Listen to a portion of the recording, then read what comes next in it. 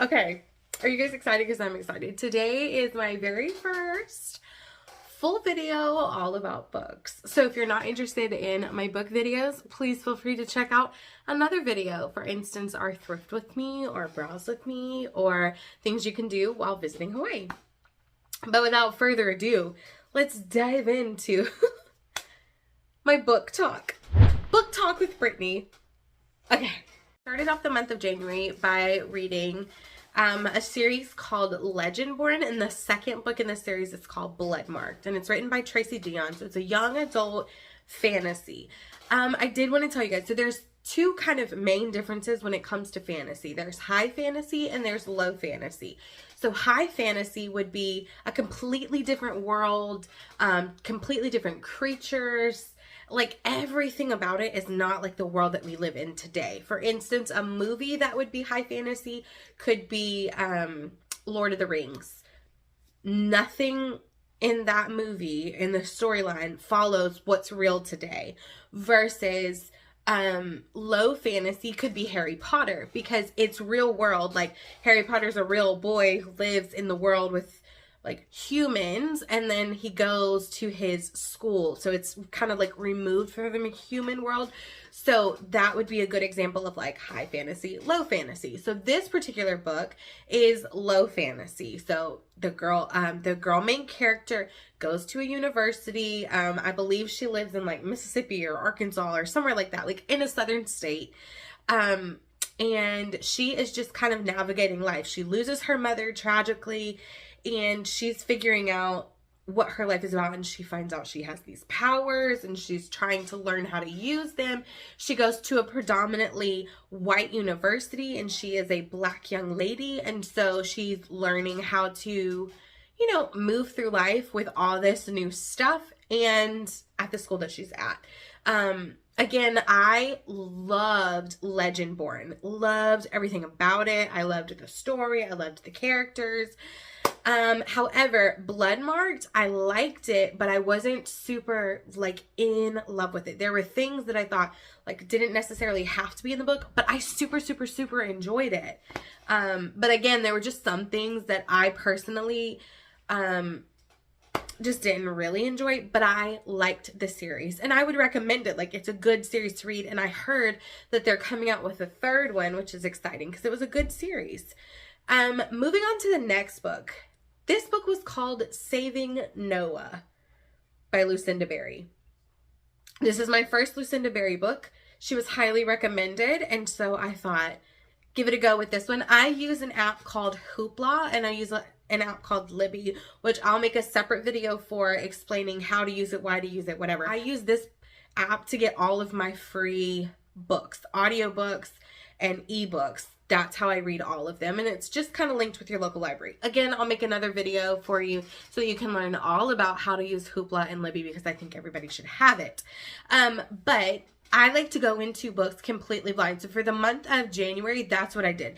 I picked a book not knowing anything about it. Sometimes I didn't even know like the genre that the book was in. I just picked it because it was available and I wanted to listen to it or read it. So with Saving Noah,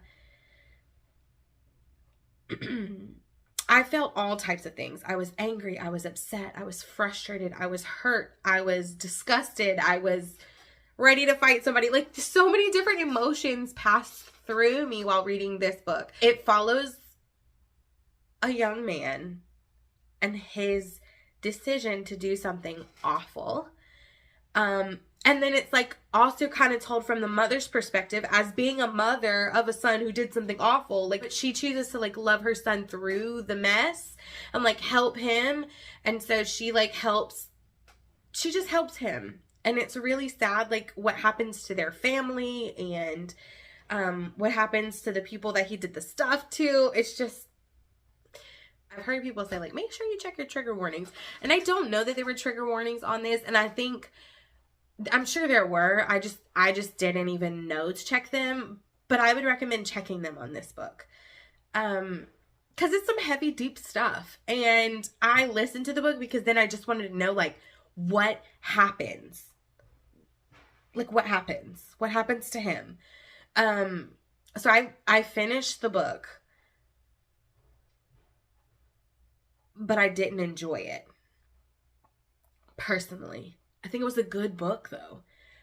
But for me personally, I just felt like an emotional roller coaster that I was like, ugh, because I have a son and I have daughters. And so I saw like both sides of the story. I'll leave it at that. Saving Noah. Okay, the next book I read was called Caraval by Stephanie Garber. I loved it. Loved it. So it's following two sisters ultimately, and they are writing letters to this guy. Oh, and it's high fantasy, like high fantasy. So they're writing letters to this guy who is the master of games, if you will. He invites people to come and partake of the games, and what happens in the game doesn't necessarily, like, it doesn't affect you in the rest of your life, or does it? Like, everybody thinks it's just a game, but it may actually have lasting things. But most people are told, like, you know, what happens at the game stays at the game, and then it's done, and you go back to life. But she lives on an island, and she's just trying to escape her father and the life that she has. And so she gets her and her sister invited to this Caraval, this party. And so she goes and meets all these amazing characters, and the goal is to win the game. And if you win the game, you get to make like one wish, and she wants to be freed, get away from her dad ultimately, like if everything works out. So anyways, that's called Caraval. I really enjoyed it. I'm currently listening to Legendary, which is the second book in the series, and I'm not loving it as much as I loved Caraval. So I think I'm going to give it a minute and like re-listen to it later when I'm in a different headspace. Because right now I just think I'm ready to like move out of the fantasy genre, because I listen to a lot of fantasy and romance through January and this half of February. So the next book I read was called The Neighbor Favor by Christina Forrest, and it is so cute. It's really, really cute. Character is an editor and loves all things books. And the boy main character is an author. So they start communicating online through an email, and she like falls for him. And then things happen and they change, and it's just cute. It's just cute. It's just cute. I don't want to give too much away, but it's really cute. They're emailing each other. They kind of like fall for each other, and then some things happen and shift and change. And so she tries to pursue a relationship with someone else. I just liked it. That's all I'm going to say. The Neighbor Favor. So good. The next one I read was called Late Bloomers by Deepa Rajarajan, and it follows a family. So, Indian family, mom, dad, daughter, and son.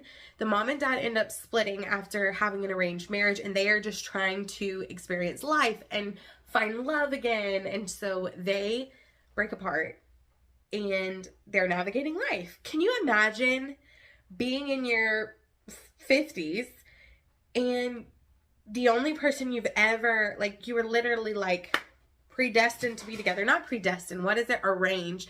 This arranged marriage. It was already like you were spoken for. You never had a choice to like choose who you like, what you like. And then you decide, we're gonna call it quits.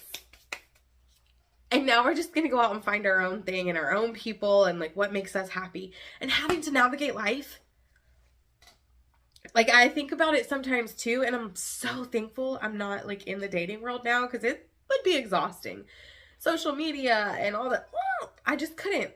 I mean, I guess I could have had to, but like, ugh. Anyways, Late Bloomers is really cute. It follows this family. It was an okay read. That's the dog. It was an okay read, but it also wasn't my favorite. I recommend Late Bloomers, not particularly. It was a cute-ish book. It was something as an in-between. Now, I had a lot of baking to do, and so I just kind of had it on audio. I would not sit down and read it. I wouldn't do that. I would recommend it though, like if you just want something in your ears and you're just trying to get stuff done, but you don't really care if you like hear the whole plot of the story, because it's not like if you miss something, you've missed the whole storyline. You haven't. It's just It's kind of like one of those shows you put on in the background. You're like, I just want it on for background noise. That's kind of what this book was for me. But it was cute. But not one that I'm like, drop everything and go listen to this book or go read this book. I wouldn't say that. Moving right along. Give Me a Sign. By Anna Sorrento, I think is her name. It was so cute. I think that's kind of the theme right now. Everything was so cute. Give Me a Sign follows a young girl. It's young adult. Or, yeah, it's young adult. Maybe even younger than that. Like, I don't know. It's kids in high school. But it was really cute. So anyways, it's following this girl. And she is hearing impaired. And she is navigating life with her hearing aid. And she ends up getting to go to camp for deaf and blind. And while being there, she finds a love interest and she learns how to fully embrace her hearing disability.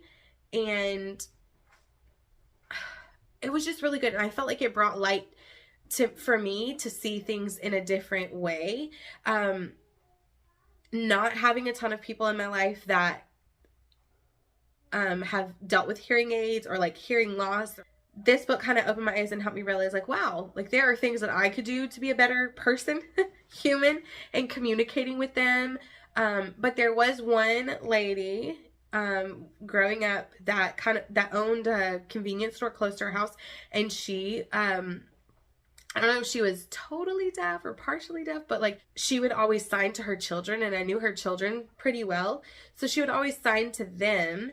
And so I learned the ABCs, and I learned, you know, like the basics of like, I love you, thank you, like those type of things. So I did learn some sign language because I wanted to be able to communicate with her when she was talking to me, and she would just attempt to talk to you, and I could see how it would be super frustrating living in a world where nobody cares about you and communicating with you. They just want you to like communicate with them, and then they would get frustrated. So anyways, this book just kind of shows you how selfish we can be, I guess.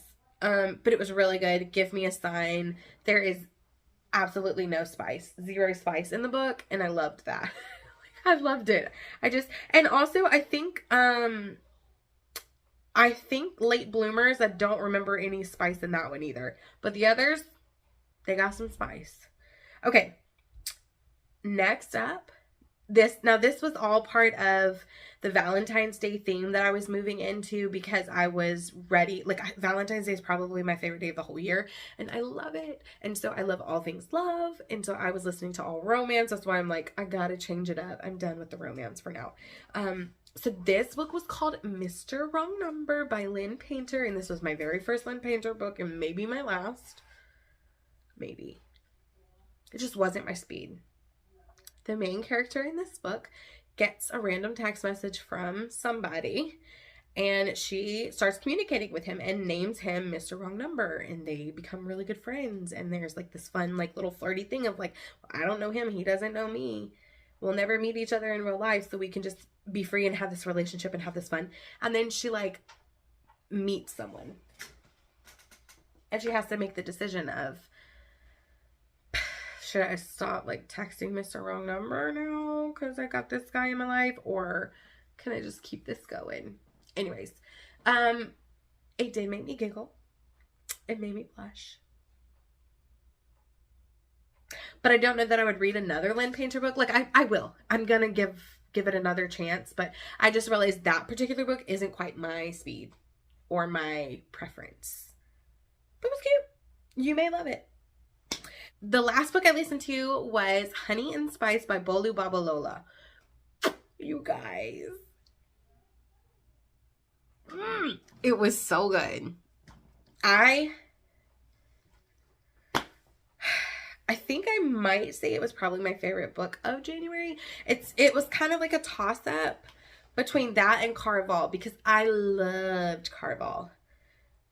But then I also really, really like The Neighbor Favor. So I think those are the top 3 for sure. So Honey and Spice, The Neighbor Favor, Carval. Oh, but I really like Legendborn too. Anyways, most of the books I read this month were really good. So this was the last book I listened to. It's about this girl who's in university, and she is a podcaster, like women are the best and don't fall for men and they're junk. Like, we're better than that. We team together. Let's come together and be amazing and push each other forward. So she's got this strong personality, and then this boy comes in and he like interrupts everything, and she's like, I don't like him. And she like sets her mind on what he is, and then they end up getting paired up to have to do some work together, and then she actually gets to know him and finds out like, he's actually not that bad. I think more than anything, this book had me like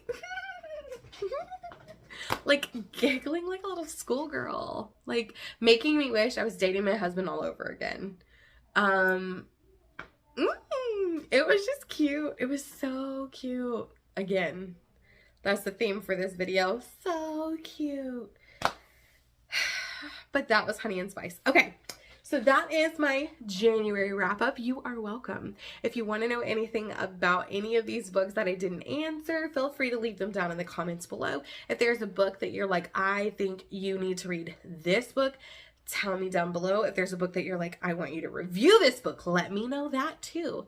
Also down in the comments, I have my January wrap up linked for you, so you can purchase any of these books from Amazon by clicking that link. It'll take you straight over there.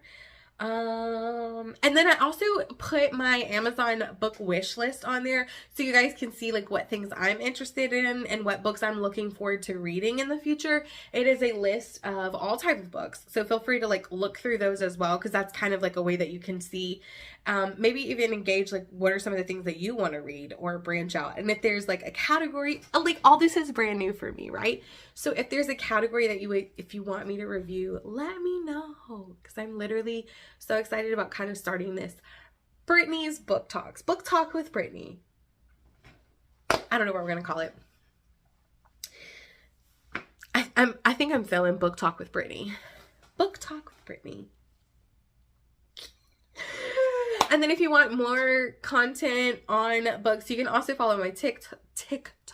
You can also follow my TikTok account, and that is Audiobook Brit, which is where I share some stuff, and some of the books that I'm reading I'm not going to be sharing on YouTube because I have more family and friends that follow this account, and my dad follows it, and I don't know that I want my dad knowing what spicy books I'm reading. So if you're interested in that, follow Audiobook Brit. Okay, I'll see you guys in the next video. Have a great week and happy reading.